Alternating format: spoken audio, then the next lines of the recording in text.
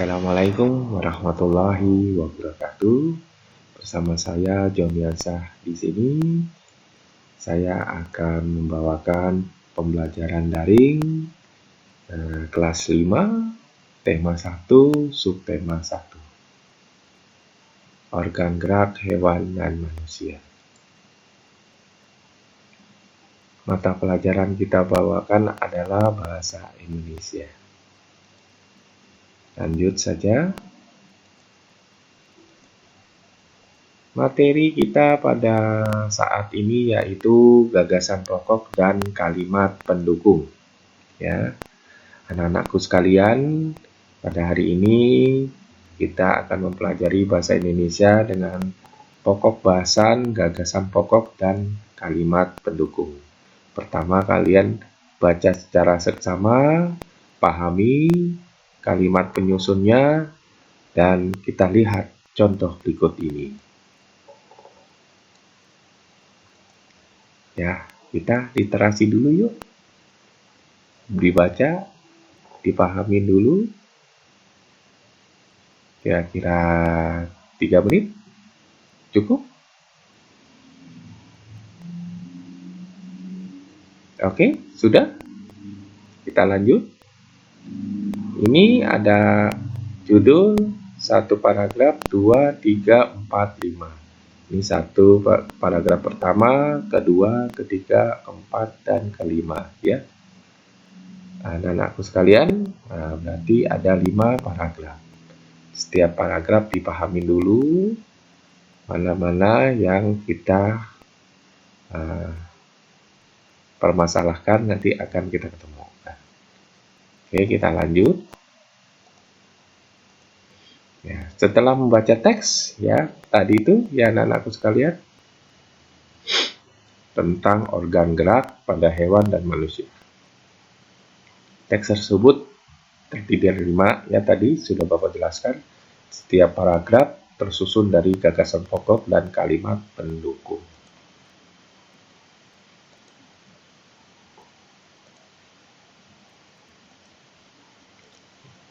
Ya, pahami paragraf pertama, ini paragraf pertama ya. Dibaca dulu. Oke, sudah. Kita lanjut. Bagaimana? Sudah bisa menentukan gagasan pokok pada kalimat pendukung paragraf? Oke, kita sama-sama menyimak paragraf pertama.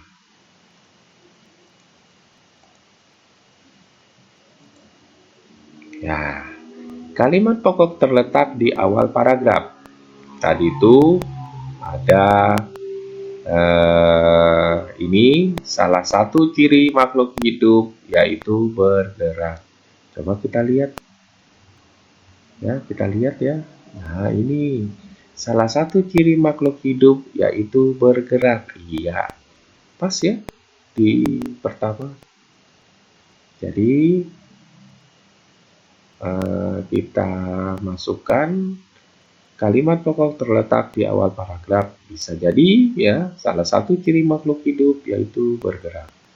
Gagasan pokoknya ciri makhluk hidup yaitu bergerak.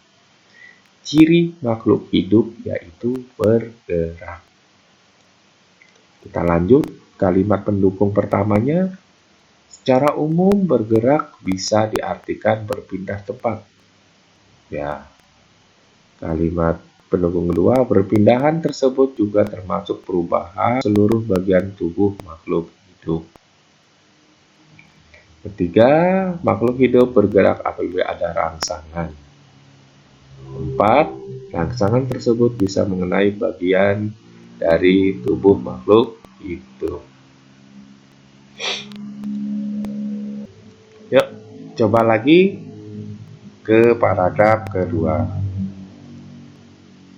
Ya, ini ada paragraf keduanya. Ya, tuh, manusia dan hewan bergerak menggunakan organ gerak. Organ gerak pada manusia dan hewan memiliki fungsi yang sama. Organ bergerak tersebut tersusun dalam sistem gerak. Fungsi organ gerak antara lain untuk berjalan, melompat, berlari, memanjat, dan lainnya. Oke, sudah dibaca. Kita langsung aja. Bagaimana? Langsung aja ya. Nah, kita tentukan dulu gagasan pokok, kalimat pendukung, paragraf kedua.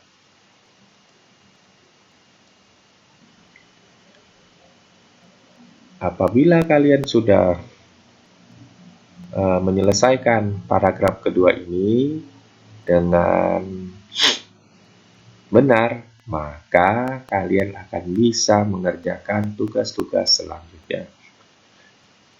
Oke, kita lanjut ke refleksi. Dari hasil tadi anak-anakku sekalian, bahwa pengertian gagasan pokok bacaan ada 3. Gagasan pokok disebut juga ide pokok. Gagasan pokok bacaan adalah topik yang dibahas dalam suatu bacaan. Gagasan pokok bacaan berupa jawaban dari pertanyaan. Apa yang sedang dibahas pada bacaan tersebut? Fungsi gagasan pokok bacaan. Gagasan pokok bacaan berfungsi untuk mengetahui inti atau pokok bahasan pada suatu bacaan. Cara menentukan gagasan pokok bacaan, kita bisa baca ya di sini dengan cermat. Dalam satu paragraf kita baca secara cermat. Kedua, kita tentukan kalimat pokok paragrafnya. Ketiga, kita menentukan gagasan pokok dengan jawaban pertanyaan yang sedang dibahas. Keempat, kita tentukan gagasan pokok dari seluruh teks tersebut. Oke, anak-anakku sekalian, gimana? Ya, sudah ada ya? Oke. Kalau sudah ada, dalam semua makalah